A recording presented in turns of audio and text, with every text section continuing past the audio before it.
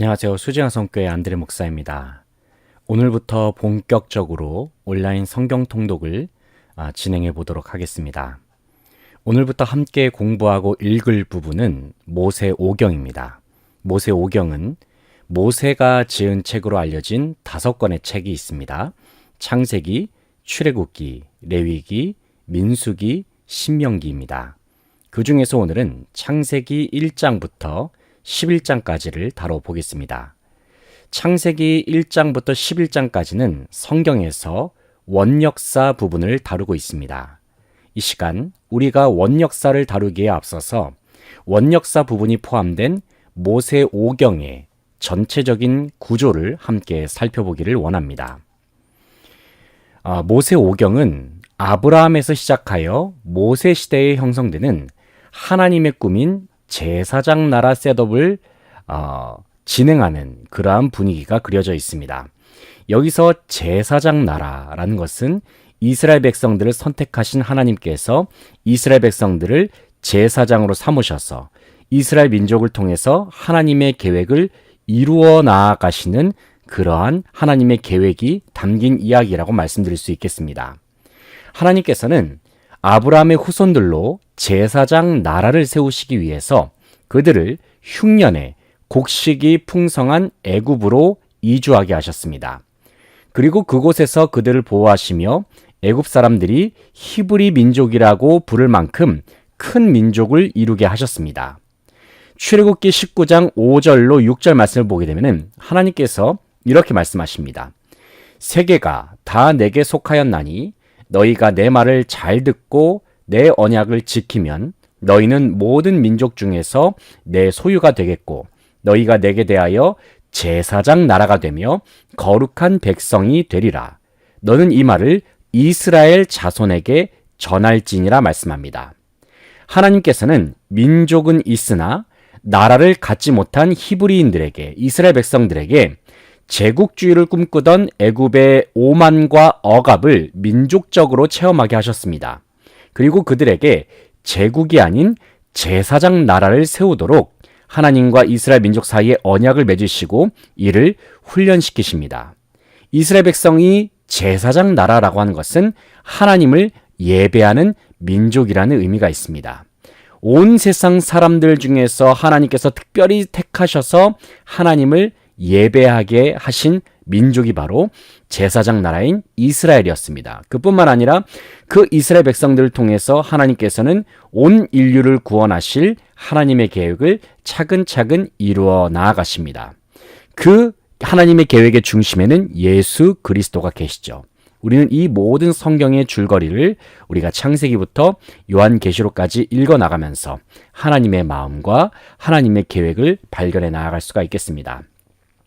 그래서 우리가 성경 전체를 하나의 그림으로 살펴보게 되면은 왼쪽 부분에 보시게 되면 물고기 그림이 보이시죠? 여기 구약과 또 신약의 그림이 간략하게 언급이 되어 있는데 우리는 성경의 전체적인 이야기, 하나님의 말씀을 가운데 부분을 보시게 되면 내 자녀에게 가르치라 말씀하고 있죠. 우리 자녀에게, 다음 세대들에게 하나님의 말씀을 우리는 전수해야 합니다. 특별히 우리가 함께 공부할 모세 오경은 성경 전체의 구조 속에서 여기 보라색 부분에 보이시는 모세 오경에 속해 있다는 것을 참고하시면 되겠습니다. 이번 성경 통독 프로그램에서 우리가 모세 오경을 읽어 나아갈 때에는 한 가지에 초점을 맞춰서 본문을 읽어 나아가면 좋겠는데 그것은 바로 하나님의 마음이 되겠습니다. 화면에 나와 있는 것처럼 하나님의 마음이 원 역사 속에서는 어떻게 흘러 들어가고 있고 또 다음 시간에 다루게 될 족장사, 2과에서 족장사를 다루게 되고 3과에서 입애국이라는 것은 애굽에 들어갔다라는 의미죠. 이스라엘 백성들이 애굽에 들어가게 되는 시기가 있지 않습니까? 그리고 이스라엘 백성들이 민족을 이룰 때에 하나님의 마음이 어떻게 이루어지는지 함께 살펴보기를 원합니다. 하나님의 마음을 헤아리면서 성경을 읽는 것은 단순히 모세 오경뿐만이 아니라 성경 전체를 통독할 때에도 매우 중요한 포인트라고 할 수 있겠습니다. 간략하게 표를 보시면서 원역사, 족장사, 그리고 입애국 애굽과 민족 이야기에 어떠한 사건이 있었는지 살펴보겠습니다. 먼저 원역사 속에 하나님의 마음을 우리가 확인할 수가 있는데 천지 창조 사건, 인간의 범죄, 최초의 인간인 아담과 하와의 범죄와 하나님의 용서가 그려지는 이야기, 가인과 아벨의 이야기, 노아의 홍수. 이 책에서는 노아의 홍수를 하나님의 눈물이라고 표현하고 있습니다. 그리고 그 이후에 족보가 나오죠. 족보도 하나님의 약속에 성취되는 그러한 하나의 장치라고 볼 수가 있겠습니다. 그리고 바벨탑 사건이 그려져 있습니다. 우리가 나중에 읽어보겠지만은 족장사 부분을 보시게 되면은 족장사 속에는 크게는 아브라함의 이야기, 이삭과 야곱의 이야기로 나눌 수가 있겠습니다. 먼저 하나님의 친구가 된 아브라함의 이야기 속에서 갈대아 우르라고 하는 아브라함의 고향이죠. 갈대아 우르에서 가나안으로 향하는, 그래서 하나님의 공간 경영이 아브라함 자손을 통해서 이루어지는 이야기가 그려져 있고요. 또 이삭을 번제로 바치라고 하는, 또 그러한 이야기를 통해서 하나님께서 아브라함을 하나님의 친구라고 부르고 계십니다. 그리고 막벨라굴에 묻힌 아브라함과 사라의 이야기가 그려져 있습니다. 두 번째로 이삭과 야곱의 이야기 속에는 믿음의 계보가 어떻게 계승이 되고 있는지를 그리고 있는데, 순종과 양보의 사람 이삭에 대한 이야기, 야곱과 그 형제 에서의 형제 갈등 이야기, 그리고 야곱이 에서의 위협을 피해서 그의 외삼촌 라반이 살고 있는 하란에서 생활하고 있는 이야기가 그려져 있습니다. 그 다음으로는 야곱의 가족의 이야기, 야곱이 엄청나게 많은 가족을 일구었는데 가족을 이끌고 고향으로 돌아오게 되는 야곱의 이야기를 그리고 있습니다. 3과에서는 입애굽과 민족 이야기입니다. 애굽으로 들어갔다는 의미가 되겠는데 세 사람의 꿈이 등장합니다. 먼저는 요셉의 꿈, 그리고 바로 왕의 꿈, 야곱의 꿈이 그려져 있습니다. 그래서 이 세 사람의 꿈을 통해서 또 야곱의 유언과 또 최종적인 그 꿈을 통한 비전의 이야기가 그려져 있는 그 장면이 나오고 있는데, 입애굽과 민족 이 챕터 속에는 다음과 같은 사건들이 기록이 되어 있습니다. 요셉의 훈련 시작, 요셉의 훈련 과정, 애굽의 총리가 된 요셉, 22년 만에 형제들과 화해하는 요셉의 이야기, 그리고 마지막으로 야곱과 요셉의 유언에 대한 이야기가 성경에 기록이 되어 있습니다. 자, 우리가 원역사 부분을 함께 살펴보면서 하나님의 마음을 살펴보게 될 텐데요. 이 원역사 부분은 창세기에서 1장부터 11장까지에 해당된다고 말씀을 드렸습니다. 그리고 창세기 1장부터 11장까지 다룰 때에는 우리가 하나님의 마음을 가지고 이야기를 해보겠다고 말씀을 드렸는데, 여기서 하나님의 마음에는 크게 두 가지가 있습니다. 하나는 하나님께서 기뻐하시는 마음, 또 두 번째는 하나님께서 한탄하시는 마음, 이 두 가지 마음입니다. 기뻐하시는 마음, 한탄하시는 마음, 이 두 가지를 우리가 기억하시면서 원역사 부분을 읽어 나아가시면 좋겠습니다. 창세기 1장부터 11장까지를 가리켜서 원역사라고 부르는데, 여기서 원역사라는 말이 무슨 뜻이냐면은 역사 이전의 역사를 의미합니다. 다시 말해서 역사를 기록하기 이전에 있었던 일을 말하는 것이죠. 그때는 시간과 공간을 정확하게 기록할 수 없었던 역사 이전의 시대가 바로 원역사라고 할 수가 있겠습니다. 창세기 1장부터 11장에 기록된 원역사의 여러 가지 사건들이 있는데, 첫 번째로는 천지 창조, 두 번째는 인간의 범죄와 하나님의 용서, 세 번째는 가인과 아벨의 이야기, 네 번째는 노아의 홍수 사건, 다섯 번째는 족보 이야기, 여섯 번째는 바벨탑 사건이 그것입니다. 우리가 다음 표를 보시게 되면은 원역사의 부분이 어느 위치에 있는지를 표를 통해서 확인할 수가 있겠습니다. 이 표를 보시게 되면은 원역사는 성경의 역사, 이때부터는 연도가 그래도 어느 정도 기록이 되어 있죠.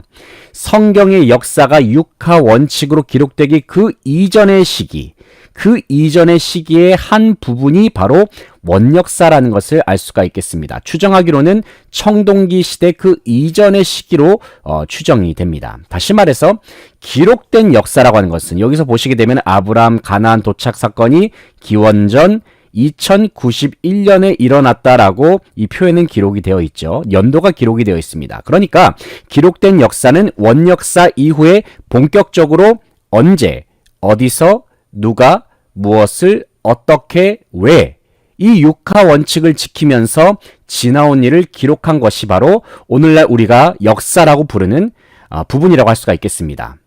인류의 역사를 통틀어서 원역사가 생생하게 문자로 기록되어 있는 것은 어디에만 있을까요? 바로 성경에만 원역사가 생생하게 기록이 되어 있습니다. 다른 부분에는 뭐 바위라든지 동굴 벽이라든지 뭐 그림이라든지 뭐 톡이나 항아리와 같은 뭐 문이라든지 그런 문자로 원역사가 기록되어 있는 부분이 많은데 성경만큼은 문자로 원역사가 생생하게 기록이 되어 있다는 것입니다. 바로 그 부분이 바로 창세기 1장부터 11장까지의 기록이 되겠습니다. 이 원역사 부분에 언급되어 있는 공간에는 에덴 동산이 있고 또 방주가 있고 방주가 위치했던 아라랏산이 있습니다. 원역사 부분에 등장하는 주요 인물로는 아담과 하와, 가인과 아벨, 노아, 셈, 함, 야벳과 같은 노아의 가족 이야기들이 기록이 되어 있음을 알 수가 있겠습니다. 다음으로는 천지 창조 부분입니다. 천지 창조는 창세기 1장에 기록이 되어 있습니다. 성경에 기록된 원역사의 첫 번째 기록된 부분으로 천지 창조를 함께 살펴볼 텐데 표에 나와 있는 것처럼 하나님께서는 천지 창조를 첫째 날부터 시작해서 일곱째 날까지 계획적으로 진행하셨다는 것을 알 수가 있겠습니다. 첫째 날에는 빛, 낮과 밤을 창조하셨고요. 이때 하나님의 마음은 보시기에 좋았더라입니다. 둘째 날은 궁창, 바로 하늘을 만드셨죠. 궁창과 하늘을 만드셨고 이때는 하나님의 마음이 기록이 되어 있지는 않았습니다. 셋째 날에는 땅과 바다와 식물을 지으셨고 보시기에 좋았더라. 넷째 날에도 해와 달과 별을 보시고 보시기에 좋았더라. 다섯째 날에도 새와 물고기, 어조류를 창조하시고 나서 보시기에 좋았더라. 여섯째 날에는 동물과 사람을 지으셨는데 동물을 지으셨을 때 좋았더라 말씀하셨고 또 사람을 지으셨을 때 좋았더라와 함께 특별히 하나님께서는 심히 좋았더라라는 표현을 쓰셨습니다. Very good이죠. Very good. 좋았더라라는 단순히 good인데 심히 좋았더라. Very very good. 하나님께서 사람을 보시면서 보시기에 심히 좋았더라 말씀하셨다는 것입니다. 그래서 하나님께서는 첫째 날부터 일곱째 날까지 이 창조의 사역들을 아주 계획적으로 진행하셨는데 여기에 특징이 있습니다. 그것은 사람이 여섯째 날에 마지막으로 창조되지 않았습니까? 바로 사람이 존재하기에 가장 적합하고 월등한 조건으로 순서를 정해서 창조하셨다는 것입니다. 천지 창조라는 사건 속에는 하나님의 지혜의 절반이 들어가 있습니다. 성경에 기록된 하나님의 지혜의 절반이 천지 창조라고 한다면 나머지 절반은 무엇일까요? 바로 인간이 그리스도의 형상을 닮을 수 있도록 하나님께서 계시하신 사건, 바로 그것이 하나님의 나머지의 지혜의 절반이라고 할 수가 있겠습니다. 결국 하나님의 지혜의 가장 큰 혜택을 받은 자가 누굽니까? 바로 하나님의 형상을 닮은 인간들이다 말씀드릴 수 있겠습니다. 그리고 하나님께서는 인간들을 향하여서 더 크신 사랑의 배려로 안식을, 마지막 날에 이제 안식이 언급되고 있죠. 안식을 바로 창조의 가장 마지막 가운데 허락하셨다는 것을 알 수가 있습니다. 특별히 창조 사건에 관해서 다윗이 시편 8편 3절에서 이렇게 고백하죠. 주의 손가락으로 만드신 주의 하늘과 주께서 베풀어 두신 달과 별들을 내가 보오니 시편 8편 3절에서 말씀합니다. 또 하나님께서는 욥에게 질문하실 때에 창세기 1장을 근거로 질문을 하시기도 합니다. 바로 이러한 천지 창조 사건을 통해서 우리가 확인할 수 있는 하나님의 마음은 한마디로 말해서 좋다, 굿이라는 것입니다. 좋았더라, 좋았더라, 좋았더라. 특별히 하나님의 형상을 닮은 인간을 창조하셨을 때에 하나님께서는 심히 좋다, very good이라고 말씀하시면서 크게 기뻐하셨습니다. 이처럼 창세기부터 표현되기 시작한 하나님의 마음이 요한계시록까지 계속해서 이어지고 있음을 우리는 절대로 성경을 읽으면서 놓쳐서는 안 될 것입니다. 두 번째로는 인간의 범죄와 하나님의 용서에 관한 이야기가 창세기 2장, 3장에 걸쳐서 기록이 되어 있습니다. 하나님께서 창조하시며 그토록 기뻐하셨던 인간이 가장 먼저 하나님의 마음을 아프게 하죠. 죄를 짓고 더 나아가서 하나님으로부터 숨어버리게 됩니다. 그러자 하나님께서 죄 짓고 숨어버린 아담을 친히 찾아가십니다. 그리고 아담과 대화를 시도하시는데 아담은 자신의 잘못을 하나님께 아뢰고 용서를 구하는 대신 자신의 잘못이 아니라는 것을 주장하기 위해서 온갖 핑계를 댑니다. 참으로 안타까운 모습이 아닐 수 없습니다. 하나님께서는 죄 지은 아담을 용서하기 위해서 죄 없는 짐승을 잡아서 가죽옷까지 입혀주시거든요. 그런데 이 아담과 하와가 결국에는 그 죄로 말미암아서 에덴 동산에서 쫓겨나는 그러한 일이 벌어지게 됩니다. 또한 하나님께서는 아담에게 말씀하셨던 반드시 죽으리라 창세기 2장 17절에서 이렇게 말씀하시는데 그 말씀을 지키기 위해서 하나님께서 생명나무를 보호하시게 됩니다. 이어지는 창세기 4장 5장 말씀에서는 이제 가인과 아벨 사건이 나오죠. 가인과 아벨 사건을 통해서 우리가 알 수 있는 것은 무엇이냐면은 가인이 자기 동생 아벨을 죽이는 살인하는 아주 어마어마한 죄악을 지었지만 그럼에도 불구하고 하나님께서는 끊임없이 용서의 마음을 말씀하십니다. 창세기 3장 21절, 창세기 4장 9절, 창세기 4장 25절을 통해서 결국에는 하나님의 마음이 용서의 마음이다. 그래서 그 대를 이어서 그 은혜를 지속하고 계신다는 것을 끊임없이 하나님께서 설명하시는 것을 볼 수가 있습니다. 네 번째로 노아의 홍수 사건이 창세기 6장부터 9장까지 기록이 되어 있습니다. 통성경에서는 노아의 홍수를 가리켜서 하나님의 눈물이라고 표현합니다. 아담의 잘못 이후에 인간은 더 무서운 죄를 짓기 시작합니다. 형이 아우를 죽이는 인류 최초의 살인 사건이 바로 가인과 아벨을 통해서 벌어지게 되죠. 이 사건 이후에 인간들은 본격적으로 죄를 짓기 시작하는데 세상의 모든 사람들이 지은 죄로 말미암아서 이 세상이 죄로 꽉 차게 됩니다. 그로 인해서 창세기 1장에서 그토록 기뻐하셨던 하나님의 마음이 보시기에 좋았더라, 굿, very good이라고 말씀하셨던 하나님의 마음이 어떻게 변합니까? 한탄으로 바뀌게 됩니다. 결국 하나님께서는 죄로 가득한 세상을 물로 심판하시게 되는데 그것이 바로 노아의 홍수입니다. 노아의 홍수는 하나님의 눈물입니다. 그리고 창세기 1장에서 심히 기뻐하신 하나님의 마음과 창세기 6장에서 한탄하시는 그 하나님의 마음을 성경에서는 비교해서 설명하고 있습니다.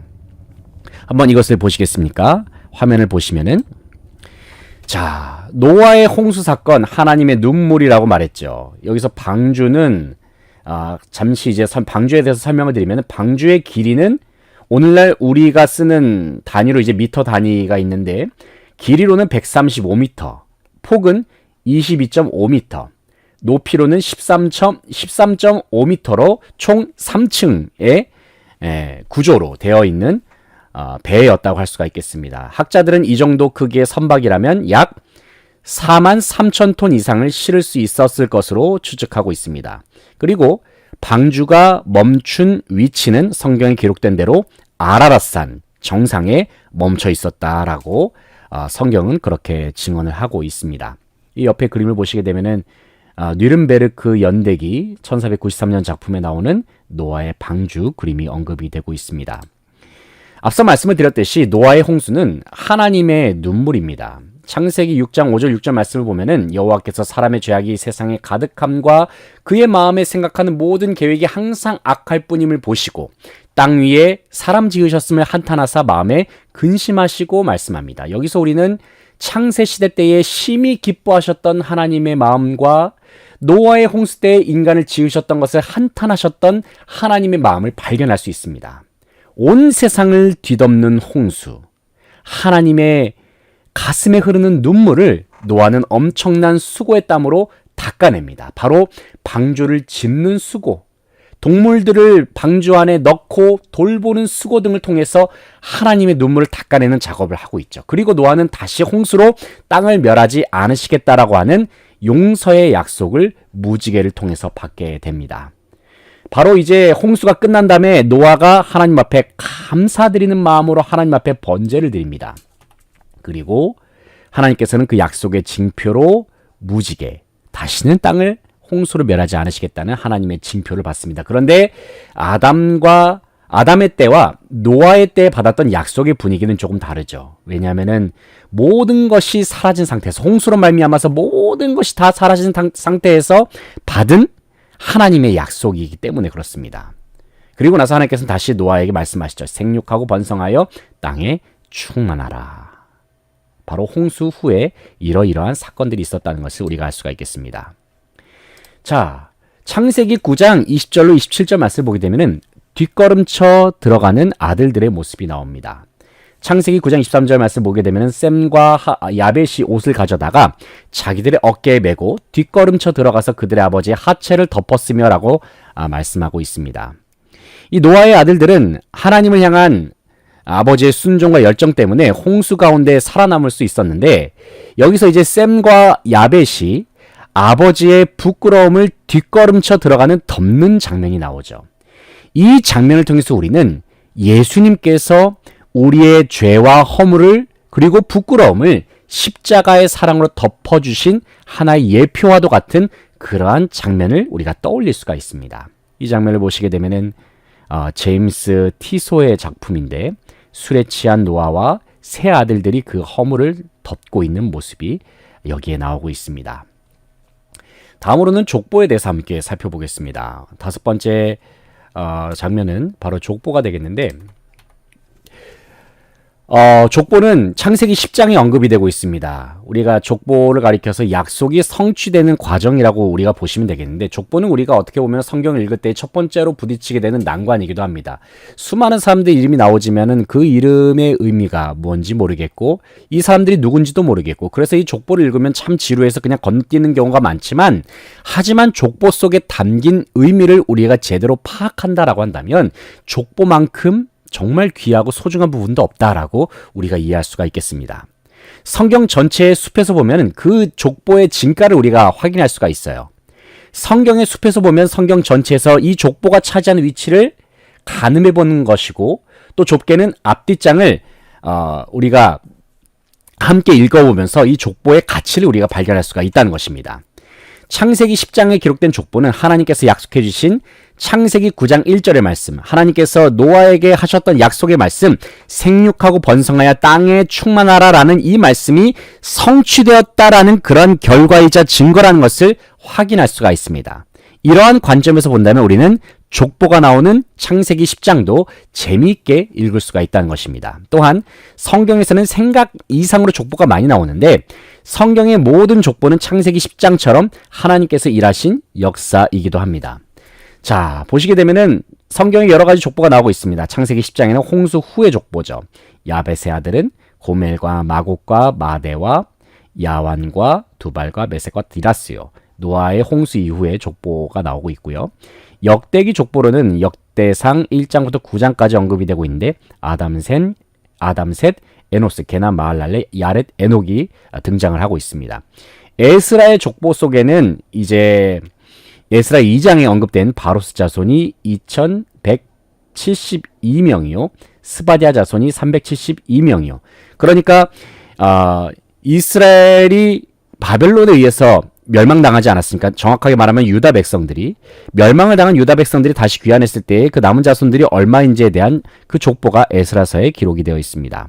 마태복음 1장에 나오는 족보는 우리가 아주 잘 알고 있는 족보죠. 아브라함으로부터 시작해서 예수님까지 이어지는 그러한 족보가 언급이 되고 있습니다. 자, 노아에게 있어서 홍수 이전과 홍수 이후는 완전히 다른 차이가 있습니다. 특별히 창세기 9장은 홍수가 끝나고 후손에 대한 생육, 번성, 충만의 약속을 받은 후에 사건들이 나오고 있는데, 그 사건들 속에는 하나님의 약속, 무지개, 그리고 뒷걸음쳐 들어가는 마음 등에 대한 이야기가 담겨 있습니다. 그리고 나서 창세기 10장에 나오는 이 족보 이야기 속에는 하나님께서 약속하신 것들이 족보를 통해서 우리가 이것이 성취가 되었구나라는 것을 확인할 수가 있는 것입니다. 창세기 언급된 족보 이야기, 그뿐만 아니라 성경에 언급되어 있는 모든 족보 이야기 속에는 아주 전체적인 성경의 이야기들을 압축해 놓은 축소판이다라고 이해하시면 되겠습니다. 그래서 성경의 족보 이야기를 통해서 우리가 간략하게나마 성경의 전체적인 흐름과 줄기를 파악할 수 있다. 이러한 관점으로 우리가 족보를 대한다면은 참 많은 감동을 우리가 얻을 수 있을 것입니다. 창세기 11장을 보게 되면은 바벨탑 사건이 등장을 합니다. 바벨탑 사건. 바벨탑 사건은 어리석은 인간이 감히 하나님의 말씀에 순종하지 않고 하나님께 대항했다가 결국 언어가 혼잡해지고 하나님의 뜻대로 세계 각국으로 흩어지게 된 이야기를 다루고 있습니다. 원래 하나님께서 지으신 피조물들인 우리 인간이 다윗의 노래처럼 우리는 하나님을 찬양해야 하는 존재들입니다. 다윗이 이렇게 노래하죠. 주의 손가락으로 만드신 주의 하늘과 하나님의 위대하심과 하나님의 전능하심과 창조주신 하나님을 높여드리는 것이 마땅히 인간의 사명인데, 그 당시에 바벨탑 사건을 통해서 우리는 하나님을 찬양하지 않고 자기 이름을 내고 또 스스로 높아지고자 했던 인간의 교만함과 죄악을 발견할 수가 있습니다. 고린도전서 1장 25절로 29절 말씀을 보게 되면 이런 말씀이 있습니다. 하나님의 어리석음이 사람보다 지혜롭고 하나님의 약하심이 사람보다 강하니라. 다 형제들아 너희를 부르심을 보라. 육체를 따라 지혜로운 자가 많지 아니하며 능한 자가 많지 아니하며 문벌 좋은 자가 많지 아니하도다. 그리고 마지막 부분을 보시게 되면은 아무 육체도 하나님 앞에서 자랑하지 못하게 하려 하심이라. 하나님을 찬양하라. 이것이 결국에는 인간의 사명인데, 바벨탑 사건은 하나님을 찬양하지 않았던 인간의 죄악과 교만을 발견할 수가 있습니다. 우리가 이제 화면을 보시게 되면은 바벨탑 그림이 나오고 있습니다. 피터 브리겔의 작품이 되겠는데 바벨탑 그림이 되겠습니다. 바벨탑 사건의 한마디로 말하면 언어를 혼잡하게 하심으로 인간들을 온 지면에 흩으신 장면이 되겠습니다. 바벨의 의미는 한마디로 말해서 헛소리란 뜻입니다. 헛소리. 그 헛소리가 무엇일까요? 첫 번째, 두 번째, 세 번째가 있는데 탑의 꼭대기를 하늘에 닿게 하겠다. 첫 번째 헛소리입니다. 인간의 첫 번째 헛소리. 두 번째 헛소리는 하나님의 이름이 아니라 우리의 이름을 내자. 이것이 두 번째 바벨, 두 번째 헛소리가 되겠습니다. 세 번째는 흩어짐을 면할 수 있겠다. 여러분, 하나님께서 인간에게 뭐라고 말씀하셨습니까? 생육하여 번성하여 땅에 충만하라. 하나님께서 흩어지라고 말씀하셨는데 인간들은 세 번째 헛소리로 흩어짐을 면할 수 있겠다. 이것이 바벨탑에서 인간으로부터 나온 세 개의 헛소리가 되겠습니다. 자, 그 다음 보시게 되면 바벨탑 이후의 사건이 되겠습니다. 바벨탑 이후에 수많은 언어들이 발생했죠. 세계 국가가 230여 개가 있다고 합니다. 그리고 전 세계의 언어는 6,887개 정도 됩니다. 가장 많은 인구를 가진 중국 안에만 55개의 소수 민족이 있고 이들은 각기 조금씩 다른 자기 부족만의 언어를 가지고 있습니다. 인도 역시도 마찬가지로 소수 민족들이 사용하는 언어까지 모두 합치면은 100여 개의 언어를 사용한다고 합니다. 이처럼 수많은 언어들이 바벨탑 사건을 통해서 발생했다는 것을 우리가 알 수가 있죠. 하지만 우리가 기억해야 될 것은 무엇이냐면 그리스도인들의 언어는 뭐다? 바로 성경입니다. 다시 말해서 오직 성경으로만 우리는 하나님의 계시를 발견할 수가 있다는 사실입니다. 지금까지 창세기 1장부터 11장까지 이야기를 우리가 전체 흐름을 통해서 살펴봤습니다. 정리를 해보면은 창세기 1장부터 11장까지의 내용은 인간의 역사 이전의 역사라는 것입니다. 인간의 역사 이전의 역사. 그래서 원역사라고 부르는 이 역사 이전의 역사 속에는 하나님께서 온 우주 만물을 창조하신 이야기가 기록이 되어 있습니다. 지금부터 창세기 1장부터 11장까지의 이야기를 함께 우리가 읽어 나아가면서 원역사 부분을 함께 마무리하는 시간을 갖도록 하겠습니다. 저는 안드레 목사였습니다. 저는 다음 강의 때 다시 한번 찾아뵙도록 하겠습니다. 성경을 함께 읽어 나아가면서 하나님의 풍성한 은혜를 누리시기 바랍니다. 감사합니다. 창세기 제1장.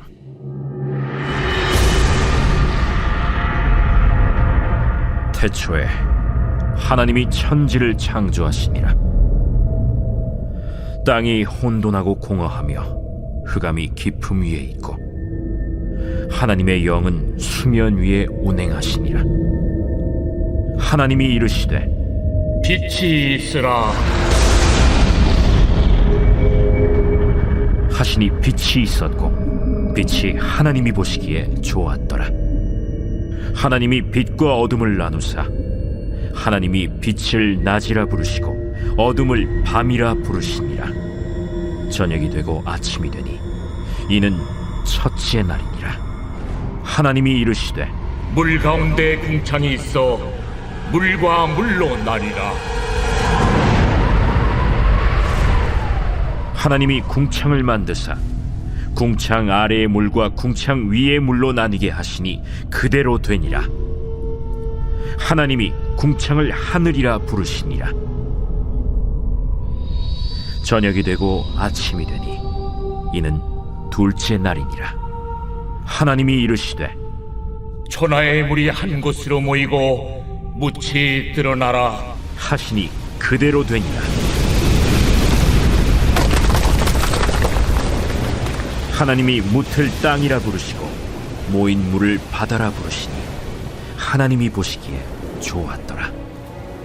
하나님이 이르시되 땅은 풀과 씨 맺는 채소와 각기 종류대로 씨 가진 열매 맺는 나무를 내라 하시니 그대로 되어 땅이 풀과 각기 종류대로 씨 맺는 채소와 각기 종류대로 씨 가진 열매 맺는 나무를 내니 하나님이 보시기에 좋았더라. 저녁이 되고 아침이 되니 이는 셋째 날이니라. 하나님이 이르시되 하늘의 궁창에 광명체들이 있어 낮과 밤을 나누게 하고 그것들로 징조와 계절과 날과 해를 이루게 하라. 또 광명체들이 하늘의 궁창에 있어 땅을 비추라 하시니 그대로 되니라.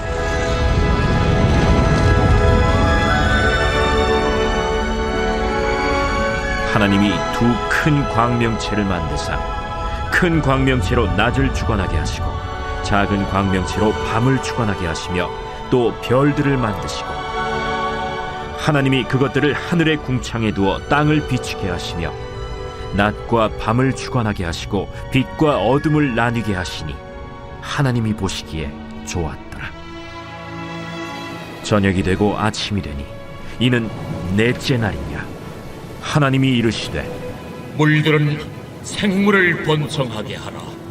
땅 위 하늘의 궁창에는 새가 나르라 하시고 하나님이 큰 바다 짐승들과 물에서 번성하여 움직이는 모든 생물을 그 종류대로 날개 있는 모든 새를 그 종류대로 창조하시니 하나님이 보시기에 좋았더라. 하나님이 그들에게 복을 주시며 이르시되 생육하고 번성하여 여러 바닷물에 충만하라. 새들도 땅에 번성하라. 저녁이 되고 아침이 되니 이는 다섯째 날이니라. 하나님이 이르시되 땅은 생물을 그 종류대로 내되 가축과 기는 것과 땅의 짐승을 종류대로 내라 하시니 그대로 되니라. 하나님이 땅의 짐승을 그 종류대로 가축을 그 종류대로 땅에 기는 모든 것을 그 종류대로 만드시니 하나님이 보시기에 좋았더라.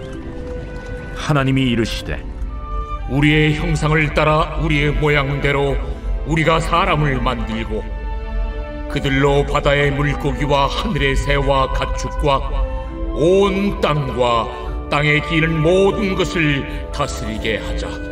하나님이 자기 형상 곧 하나님의 형상대로 사람을 창조하시되 남자와 여자를 창조하시고 하나님이 그들에게 복을 주시며 하나님이 그들에게 이르시되 생육하고 번성하여 땅에 충만하라. 땅을 정복하라. 바다의 물고기와 하늘의 새와 땅에 움직이는 모든 생물을 다스리라. 내가 온 지면에 씨 맺는 모든 채소와 씨 가진 열매 맺는 모든 나무를 너희에게 주노니 너희의 먹을거리가 되리라. 또 땅의 모든 짐승과 하늘의 모든 새와 생명이 있어 땅에 기는 모든 것에게는 내가 모든 푸른 풀을 먹을거리로 주노라 하시니 그대로 되니라.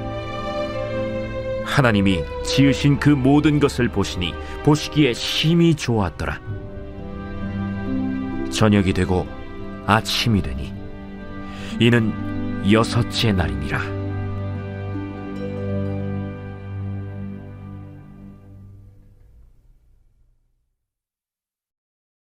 제2장. 천지와 만물이 다 이루어지니라. 하나님이 그가 하시던 일을 일곱째 날에 마치시니 그가 하시던 모든 일을 그치고 일곱째 날에 안식하시니라. 하나님이 그 일곱째 날을 복되게 하사 거룩하게 하셨으니 이는 하나님이 그 창조하시며 만드시던 모든 일을 마치시고 그날에 안식하셨음이니라.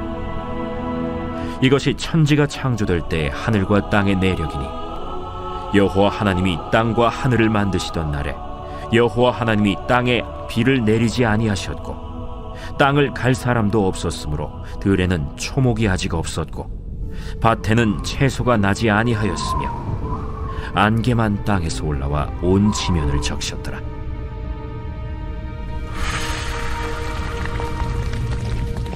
여호와 하나님이 땅의 흙으로 사람을 지으시고 생기를 그 코에 불어넣으시니 사람이 생명이 되니라. 여호와 하나님이 동방의 에덴의 동산을 창설하시고 그 지으신 사람을 거기 두시니라. 여호와 하나님이 그 땅에서 보기에 아름답고 먹기에 좋은 나무가 나게 하시니 동산 가운데에는 생명나무와 선악을 알게 하는 나무도 있더라. 강이 에덴에서 흘러나와 동산을 적시고 거기서부터 갈라져 네 근원이 되었으니 첫째의 이름은 비손이라. 금이 있는 하윌라 온 땅을 둘렀으며 그 땅의 금은 순금이요 그곳에는 베델리엄과 호마노도 있으며 둘째 강의 이름은 기혼이라. 구스 온 땅을 둘렀고 셋째 강의 이름은 히데겔이라. 아수르 동쪽으로 흘렀으며 넷째 강은 유브라데더라. 여호와 하나님이 그 사람을 이끌어 에덴 동산에 두어 그것을 경작하며 지키게 하시고 여호와 하나님이 그 사람에게 명하여 이르시되 동산 각종 나무의 열매는 네가 임의로 먹되 선악을 알게 하는 나무의 열매는 먹지 말라. 네가 먹는 날에는 반드시 죽으리라. 사람이 혼자 사는 것이 좋지 아니하니 내가 그를 위하여 돕는 배필을 지으리라. 여호와 하나님이 흙으로 각종 들짐승과 공중에 각종 새를 지으시고 아담이 무엇이라고 부르나 보시려고 그것들을 그에게로 이끌어 가시니 아담이 각 생물을 부르는 것이 곧 그 이름이 되었더라. 아담이 모든 가축과 공중의 새와 들의 모든 짐승에게 이름을 주니라. 아담이 돕는 배필이 없으므로 여호와 하나님이 아담을 깊이 잠들게 하시니 잠들매 그가 그 갈빗대 하나를 취하고 살로 대신 채우시고 여호와 하나님이 아담에게서 취하신 그 갈빗대로 여자를 만드시고 그를 아담에게로 이끌어 오시니 아담이 이르되 이는 내 뼈 중에 뼈요 살 중에 살이라. 이것을 남자에게서 취하였은즉 여자라 부르리다. 이러므로 남자가 부모를 떠나 그의 아내와 합하여 둘이 한 몸을 이룰지로다.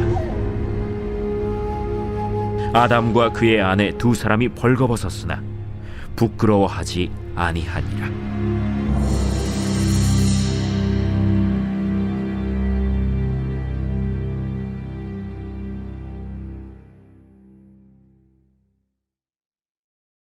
제 3장. 그런데 뱀은 여호와 하나님이 지으신 들짐승 중에 가장 간교하니라. 뱀이 여자에게 물어 이르되 하나님이 참으로 너희에게 동산 모든 나무의 열매를 먹지 말라 하시더냐.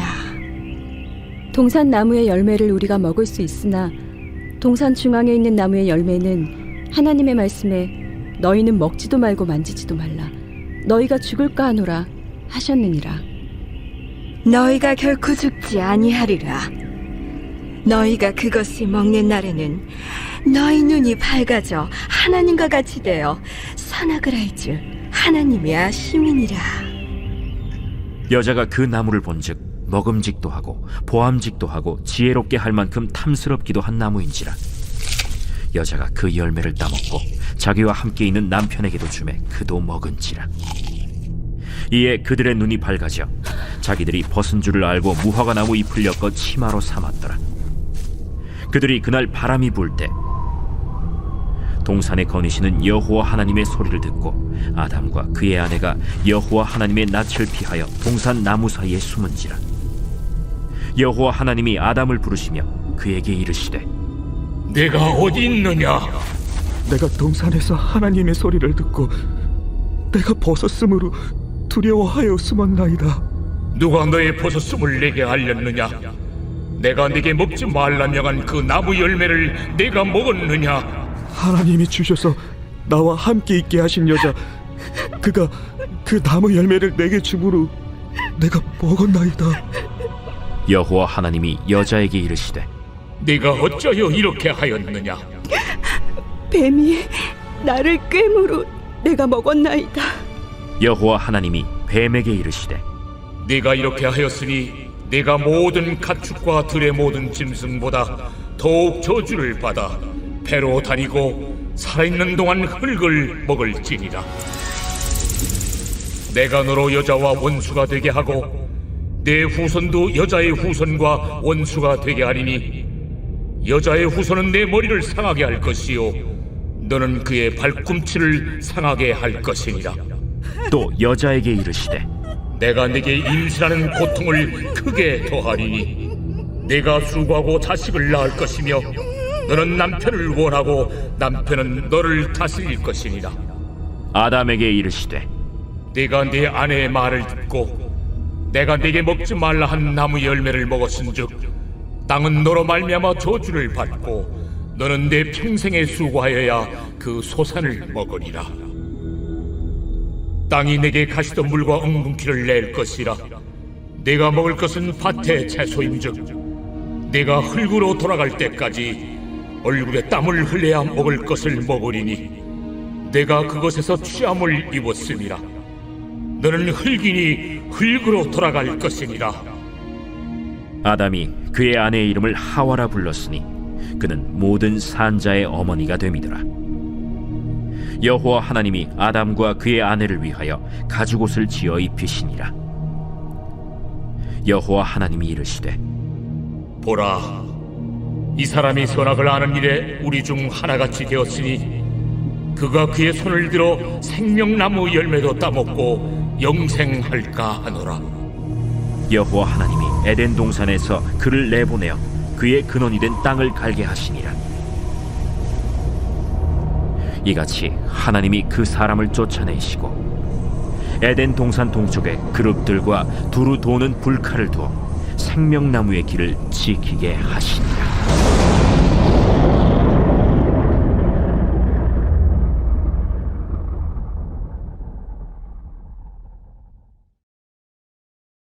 제4장. 아담이 그의 아내 하와와 동침하매 하와가 임신하여 가인을 낳고 내가 여호와로 말미암아 득남하였다. 그가 또 가인의 아우 아벨을 낳았는데 아벨은 양치는 자였고 가인은 농사하는 자였더라. 세월이 지난 후에 가인은 땅의 소산으로 제물을 삼아 여호와께 드렸고 아벨은 자기도 양의 첫 새끼와 그 기름으로 드렸더니 여호와께서 아벨과 그의 제물은 받으셨으나 가인과 그의 제물은 받지 아니하신지라. 가인이 몹시 분하여 안색이 변하니 여호와께서 가인에게 이르시되 네가 분하여 함은 어찌 됨이며 안색이 변함은 어찌 됨이냐? 네가 선을 행하면 어찌 낯을 들지 못하겠느냐? 선을 행하지 아니하면 죄가 문에 엎드려 있느니라. 죄가 너를 원하나 너는 죄를 다스릴지니라. 가인이 그의 아우 아벨에게 말하고 그들이 들에 있을 때 가인이 그의 아우 아벨을 쳐 죽이니라. 여호와께서 가인에게 이르시되 내 아우 아벨이 어디 있느냐? 내가 알지 못하나이다. 내가 내 아우를 지키는 자니이까? 네가 무엇을 하였느냐? 내 아우의 핏소리가 땅에서부터 내게 호소하느니라. 땅이 그 입을 벌려 내 손에서부터 내 아우의 피를 받았은즉 내가 땅에서 저주를 받으리니 내가 밭을 갈아도 땅이 다시는 그 효력을 내게 주지 아니할 것이요 너는 땅에서 피하며 유리한 자가 되리라. 내 죄짐을 지기가 너무 무거우니이다. 주께서 오늘 이 지면에서 나를 쫓아내시온즉 내가 주의 낯을 배웁지 못하리니 내가 땅에서 피하며 유리하는 자가 될지라. 무릇 나를 만나는 자마다 나를 죽이겠나이다. 그렇지 아니하다. 가인을 죽이는 자는 벌을 7배나 받으리라. 하시고 가인에게 표를 주사 그를 만나는 모든 사람에게서 죽임을 면하게 하시니라.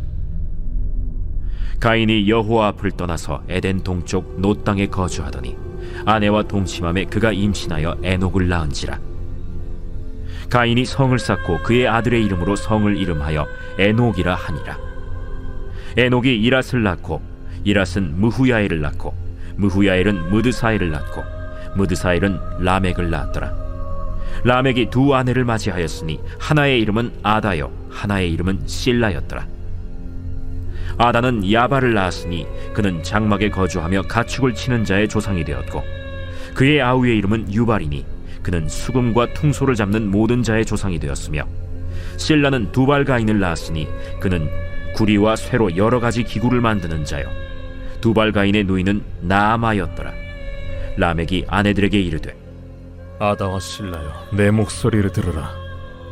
라멕의 아내들이여, 내 말을 들으라. 나의 상처로 말미암아 내가 사람을 죽였고 나의 상함으로 말미암아 소년을 죽였도다. 가인을 위하여는 벌이 7배일진데 라멕을 위하여는 벌이 77배이리로다. 아담이 다시 자기 아내와 동침함에 그가 아들을 낳아 그의 이름을 셋이라 하였으니 이는 하나님이 내게 가인이 죽인 라벨 대신에 다른 씨를 주셨다. 셋도 아들을 낳고 그의 이름을 에노스라 하였으며 그때의 사람들이 비로소 여호와의 이름을 불렀더라.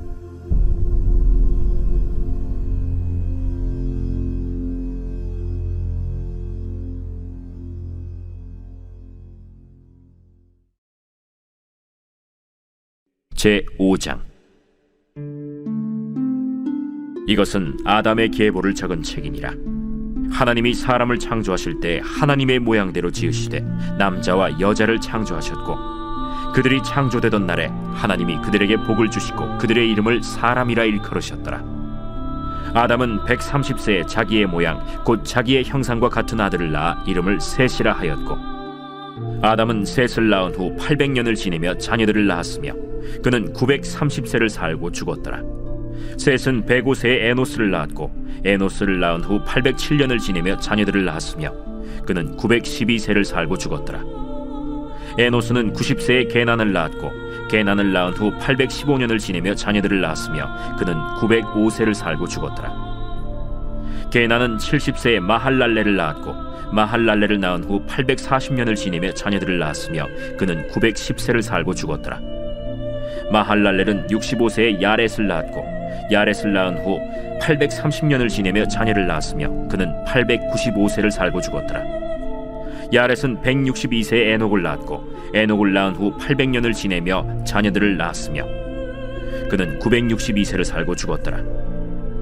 에녹은 65세에 무두셀라를 낳았고 무두셀라를 낳은 후 300년을 하나님과 동행하며 자녀들을 낳았으며 그는 365세를 살았더라.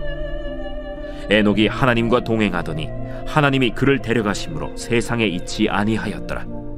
무두셀라는 187세에 라멕을 낳았고 라멕을 낳은 후 782년을 지내며 자녀를 낳았으며 그는 969세를 살고 죽었더라.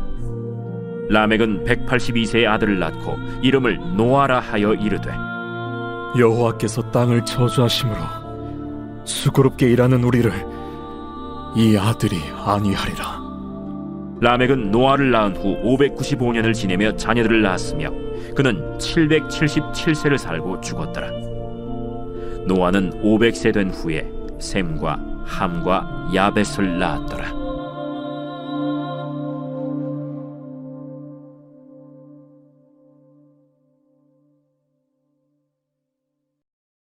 제6.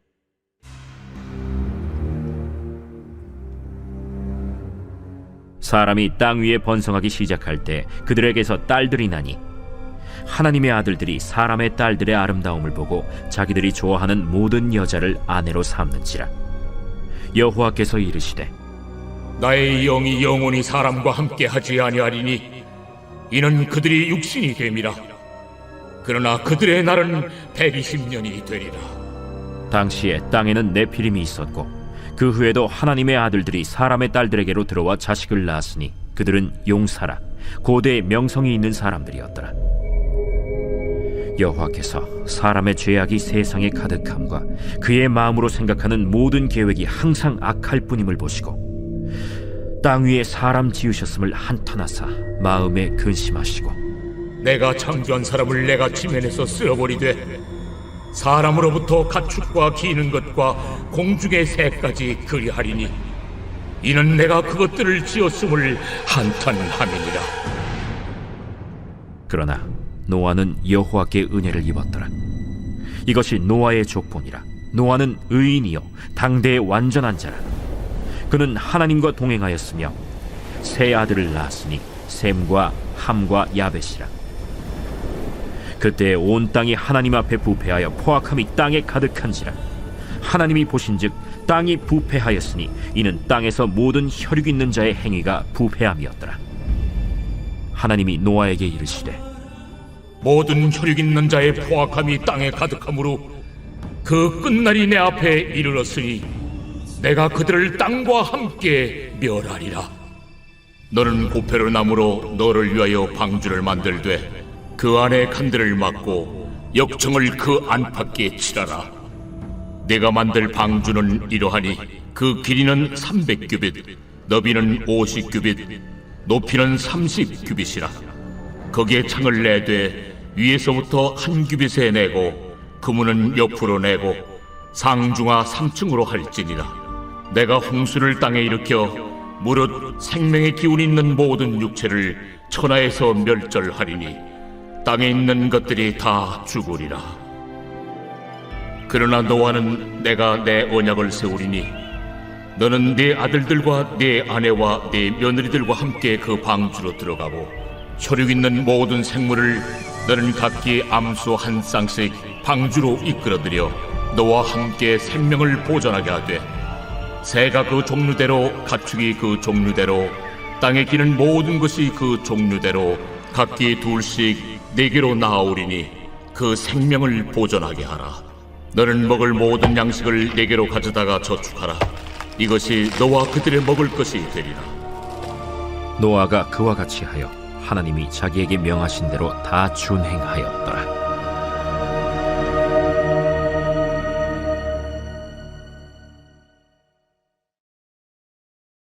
제7장. 여호와께서 노아에게 이르시되 너와 내 온 집은 방주로 들어가라. 이 세대에서 내가 내 앞에 의로움을 내가 보았음이니라. 너는 모든 정결한 짐승은 암수 7씩, 부정한 것은 암수 2씩을 4개로 데려오며 공중의 새도 암수 7씩을 데려와 그 씨를 온 지면에 유전하게 하라. 지금부터 7일이면은 내가 40죄를 땅에 비를 내려 내가 지은 모든 생물을 지면에서 쓸어버리리라. 노아가 여호와께서 자기에게 명하신 대로 다 준행하였더라. 홍수가 땅에 있을 때 노아가 600세라. 노아는 아들들과 아내와 며느리들과 함께 홍수를 피하여 방주에 들어갔고 정결한 짐승과 부정한 짐승과 새와 땅에 기는 모든 것은 하나님이 노아에게 명하신 대로 암수 2씩 노아에게 나와 방주로 들어갔으며 7일 후에 홍수가 땅에 덮이니 노아가 600세 되던 해 둘째 달 곧 그 달 11의 날이라. 그날에 큰 기품의 샘들이 터지며 하늘의 창문들이 열려 40주야를 비가 땅에 쏟아졌더라. 곧 그날에 노아와 그의 아들 셈, 함, 야벳과 노아의 아내와 세 며느리가 다 방주로 들어갔고 그들과 모든 들짐승이 그 종류대로 모든 가축이 그 종류대로 땅에 기는 모든 것이 그 종류대로 모든 새가 그 종류대로 무릇 생명의 기운이 있는 육체가 2씩 노아에게 나와 방주로 들어갔으니 들어간 것들은 모든 것의 암수라. 하나님이 그에게 명하신 대로 들어가매 여호와께서 그를 들여보내고 문을 닫으시니라.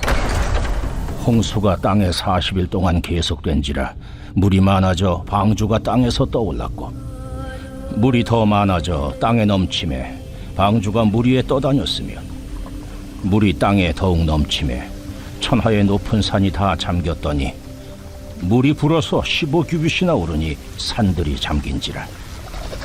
땅 위에 움직이는 생물이 다 죽었으니 곧 새와 가축과 들짐승과 땅에 기는 모든 것과 모든 사람이라. 육지에 있어 그 코에 생명의 기운의 숨이 있는 것은 다 죽었더라. 지면의 모든 생물을 쓸어버리시니 곧 사람과 가축과 기는 것과 공중의 새까지라. 이들은 땅에서 쓸어버림을 당하였으되 오직 노아와 그와 함께 방주에 있던 자들만 남았더라. 물이 150일을 땅에 넘쳤더라.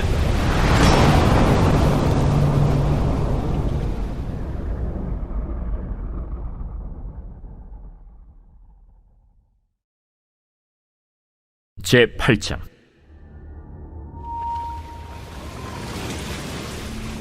하나님이 노아와 그와 함께 방주에 있는 모든 들짐승과 가축을 기억하사 하나님이 바람을 땅 위에 불게 하심에 물이 줄어들었고, 깊음의 샘과 하늘의 창문이 닫히고 하늘에서 비가 그치매 물이 땅에서 물러가고 점점 물러가서 150일 후에 줄어들고, 일곱째 달 곧 그 달 11의 날에 방주가 아라랏산에 머물렀으며, 물이 점점 줄어들어 10째 달 곧 그 달 초하룻 날에 산들의 봉우리가 보였더라. 40일을 지나서 노아가 그 방주에 는 창문을 열고 까마귀를 내놓음에 까마귀가 물이 땅에서 마르기까지 날아 왕래하였더라. 그가 또 비둘기를 내놓아 지면에서 물이 줄어들었는지를 알고자 하매 온 지면에 물이 있으므로 비둘기가 발붙일 곳을 찾지 못하고 방주로 돌아와 그에게로 오는지라. 그가 손을 내밀어 방주 안 자기에게로 받아들이고 또 7일을 기다려 다시 비둘기를 방주에서 내놓음에 저녁 때 비둘기가 그에게로 돌아왔는데 그 입에 감람나무 새 잎사귀가 있는지라. 이에 노아가 땅에 물이 줄어든 줄을 알았으며 또 7일을 기다려 비둘기를 내놓음에 다시는 그에게로 돌아오지 아니하였더라. 601년 첫째 달 곧 그 달 초하룻 날에 땅 위에서 물이 거친지라. 노아가 방주 뚜껑을 제치고 본즉 지면에서 물이 거치었더니 둘째 달 20일의 날에 땅이 말랐더라. 하나님이 노아에게 말씀하여 이르시되 너는 내 아내와 내 아들들과 내 며느리들과 함께 방주에서 나오고 너와 함께한 모든 혈육 있는 생물 곧 새와 가축과 땅에 기는 모든 것을 다 이끌어내라. 이것들이 땅에서 생육하고 땅에서 번성하리라. 노아가 그 아들들과 그의 아내와 그 며느리들과 함께 나왔고 땅 위의 동물 곧 모든 짐승과 모든 기는 것과 모든 새도 그 종류대로 방주에서 나왔더라. 노아가 여호와께 제단을 쌓고 모든 정결한 짐승과 모든 정결한 새 중에서 제물을 취하여 번제로 제단에 드렸더니 여호와께서 그 향기를 받으시고 그 중심에 이르시되 내가 다시는 사람으로 말미암아 땅을 저주하지 아니하리니 이는 사람의 마음이 계획하는 바가 어려서부터 악함이라. 내가 전에 행한 것 같이 모든 생물을 다시 멸하지 아니하리니 땅이 있을 동안에는 심음과 거둠과 추위와 더위와 여름과 겨울과 낮과 밤이 쉬지 아니하리라.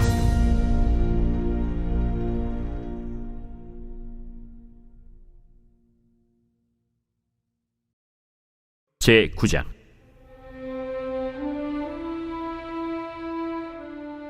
하나님이 노아와 그 아들들에게 복을 주시며 그들에게 이르시되 생육하고 번성하여 땅에 충만하라. 땅의 모든 짐승과 공중의 모든 새와 땅에 기는 모든 것과 바다의 모든 물고기가 너희를 두려워하며 너희를 무서워하리니 이것들은 너희의 손에 붙였음이니라. 모든 산 동물은 너희의 먹을 것이 될지라.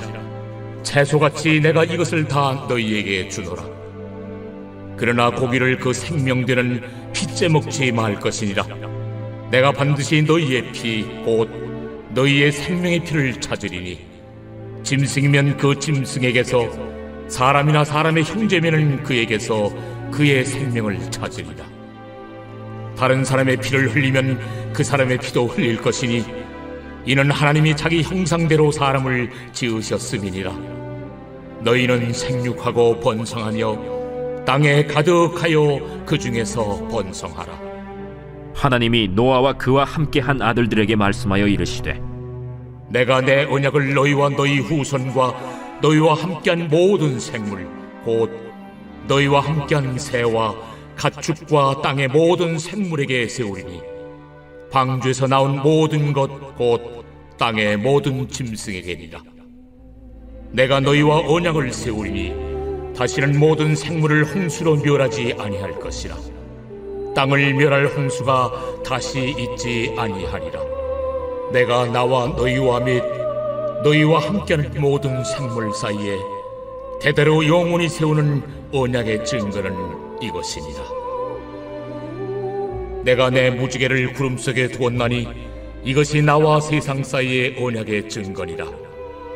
내가 구름으로 땅을 덮을 때에 무지개가 구름 속에 나타나면 내가 나와 너희와 및 육체를 가진 모든 생물 사이에 내 언약을 기억하리니 다시는 우리 모든 육체를 멸하는 홍수가 되지 아니할지라. 무지개가 구름 사이에 있으리니 내가 보고 나 하나님과 모든 육체를 가진 땅의 모든 생물 사이에 영원한 언약을 기억하리라. 내가 나와 땅에 있는 모든 생물 사이에 세운 언약의 증거가 이것이라. 방주에서 나온 노아의 아들들은 셈과 함과 야벳이며 함은 가나안의 아버지라. 노아의 이 세 아들로부터 사람들이 온 땅에 퍼지니라. 노아가 농사를 시작하여 포도나무를 심었더니 포도주를 마시고 취하여 그 장막 안에서 벌거벗은지라. 가나안의 아버지 함이 그의 아버지의 하체를 보고 밖으로 나가서 그의 두 형제에게 알리매 셈과 야벳이 옷을 가져다가 자기들의 어깨에 메고 뒷걸음쳐 들어가서 그들의 아버지의 하체를 덮었으며 그들이 얼굴을 돌이키고 그들의 아버지의 하체를 보지 아니하였더라. 노아가 술이 깨어 그의 작은 아들이 자기에게 행한 일을 알고 이에 이르되 가나안은 저주를 받아 그의 형제의 종들의 종이 되기를 원하노라. 셈의 하나님 여호와를 찬송하리로다. 가나안은 셈의 종이 되고 하나님이 야벳을 창대하게 하사 셈의 장막에 거하게 하시고 가나안은 그의 종이 되게 하시기를 원하노라. 홍수 후에 노아가 350년을 살았고 그의 나이가 950세가 되어 죽었더라.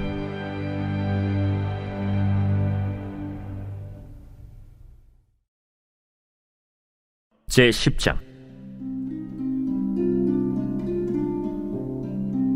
노아의 아들 셈과 함과 야벳의 족보는 이러하니라. 홍수 후에 그들이 아들들을 낳았으니 야벳의 아들은 고멜과 마곡과 마대와 야완과 두발과 메섹과 디라스요 고멜의 아들은 아스크나스와 리밧과 도갈마요 야완의 아들은 엘리사와 달시스와 기띔과 도단임이라.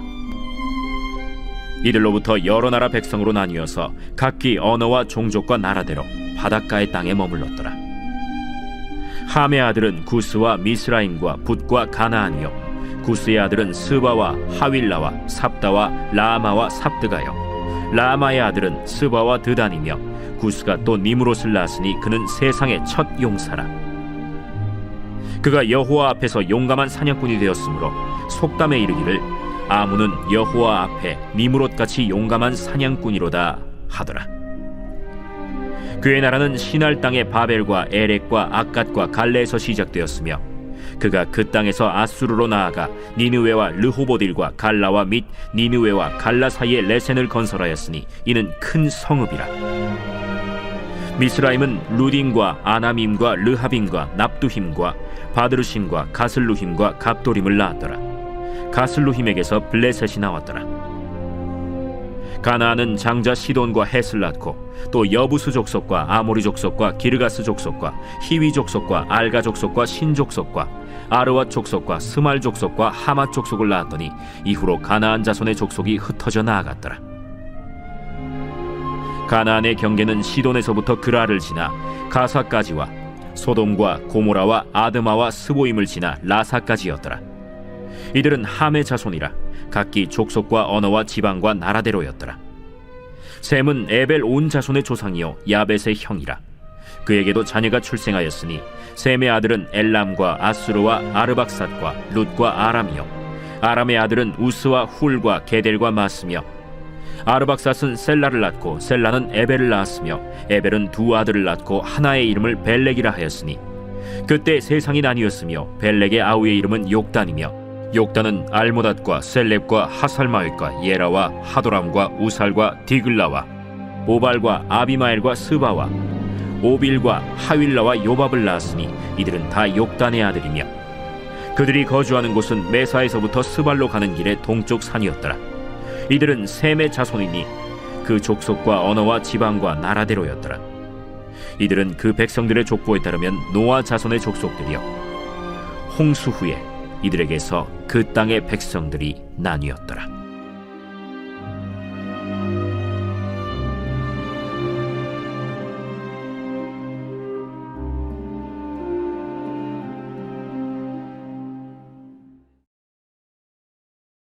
제 11장.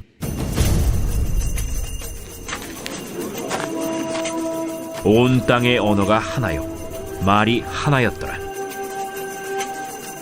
이에 그들이 동방으로 옮기다가 시날 평지를 만나 거기 거류하며 서로 말하되 자, 벽돌을 만들어 견고히 굽자. 이에 벽돌로 돌을 대신하며 역청으로 진흙을 대신하고 자, 성읍과 탑을 건설하여 그 탑 꼭대기를 하늘에 닿게 하여 우리 이름을 내고 온 지면에 흩어짐을 면하자. 여호와께서 사람들이 건설하는 그 성읍과 탑을 보려고 내려오셨더라. 이 무리가 한 족속이요 언어도 하나이므로 이같이 시작하였으니 이후로는 그 하고자 하는 일을 막을 수 없으리로다. 자, 우리가 내려가서 거기서 그들의 언어를 혼잡하게 하여 그들이 서로 알아듣지 못하게 하자. 여호와께서 거기서 그들을 온 지면에 흩으셨으므로 그들이 그 도시를 건설하기를 그쳤더라. 그러므로 그 이름을 바벨이라 하니 이는 여호와께서 거기서 온 땅의 언어를 혼잡하게 하셨음이니라. 여호와께서 거기서 그들을 온 지면에 흩으셨더라. 셈의 족보는 이러하니라. 셈은 100세 곧 홍수 후 2년에 아르박삿을 낳았고 아르박삿을 낳은 후에 500년을 지내며 자녀를 낳았으며 아르박삿은 35세에 셀라를 낳았고 셀라를 낳은 후에 403년을 지내며 자녀를 낳았으며 셀라는 30세에 에벨을 낳았고 에벨을 낳은 후에 403년을 지내며 자녀를 낳았으며 에벨은 34세에 벨렉을 낳았고 벨렉을 낳은 후에 430년을 지내며 자녀를 낳았으며 벨렉은 30세에 르우를 낳았고 르우를 낳은 후에 209년을 지내며 자녀를 낳았으며 르우는 32세에 스룩을 낳았고 스룩을 낳은 후에 207년을 지내며 자녀를 낳았으며 스룩은 30세에 나홀을 낳았고 나홀을 낳은 후에 200년을 지내며 자녀를 낳았으며 나홀은 29세에 데라를 낳았고 데라를 낳은 후에 119년을 지내며 자녀를 낳았으며 데라는 70세에 아브람과 나홀과 하란을 낳았더라. 데라의 족보는 이러하니라. 데라는 아브람과 나홀과 하란을 낳고 하란은 롯을 낳았으며 하란은 그 아비 데라보다 먼저 고향 갈대아인의 우르에서 죽었더라. 아브람과 나홀이 장가들었으니 아브람의 아내의 이름은 사레며 나홀의 아내의 이름은 밀가니 하란의 딸이요 하란은 밀가의 아버지이며 또 이스가의 아버지더라. 사레는 임신하지 못함으로 자식이 없었더라. 데라가 그 아들 아브람과 하란의 아들인 그의 손자 롯과 그의 며느리 아브람의 아내 사레를 데리고 갈대아인의 우르를 떠나 가나안 땅으로 가고자 하더니 하란에 이르러 거기 거류하였으며 데라는 나이가 205세가 되어 하란에서 죽었더라.